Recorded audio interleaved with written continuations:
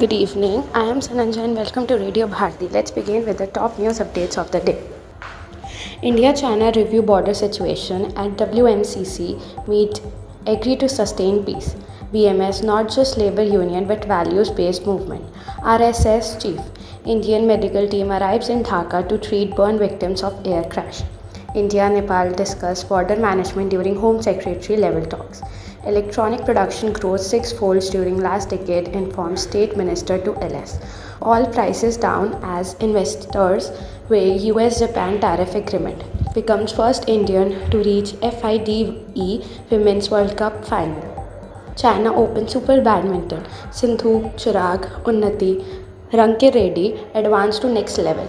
India-China reviewed the situation in the border areas at 34th meeting of the Working Mechanism for Consultation and Coordination on India-China Border Affairs held in New Delhi yesterday.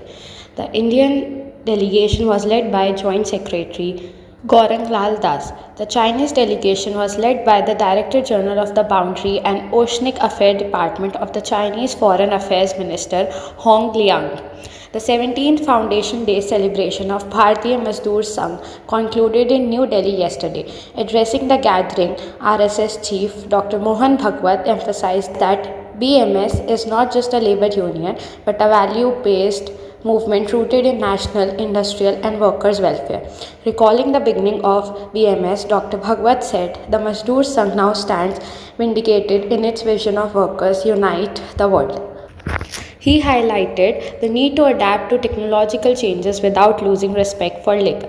A team of two Indian specialists and a nursing assistant landed in Dhaka yesterday evening to help with the treatment of the victims of the plane crash tragedy of 21st July in Bangladesh. External Affairs Minister said that the specialists are from two of India's topmost burn injury treatment hospitals, Ram Manohar Lohia Hospital and Safdarjung Hospital in New Delhi. Home Secretary level talks between India and Nepal were led in New Delhi yesterday, where both sides reviewed an entire gamut of bilateral security cooperation as well as border management and agreed to strengthen it further. The Indian delegation was led by Home Secretary Govind Mohan and the Nepali delegation was led by Home Secretary Gokarna Mani Dwivedi.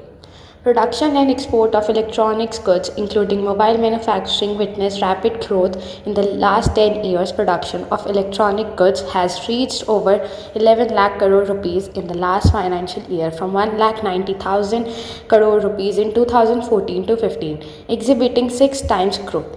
This was stated by Union Minister of State for Electronics and Information Technology Jitin Prasad in a written reply in the Lok Sabha today.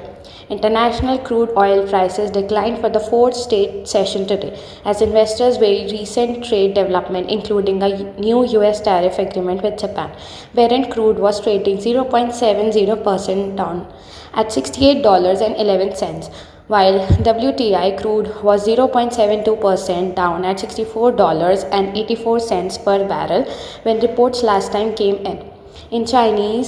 In chess, India's Divya Deshmukh beat China 10 Zhongyi in Game 2 of the FIDE Women's World Cup 2025 semi-final to secure a spot in the final in Batumi, Georgia yesterday. The Indian chess star outplayed her opponent with the white pieces to claim a 105 and 0-5 win in the semi-final after having drawn the first game on Tuesday.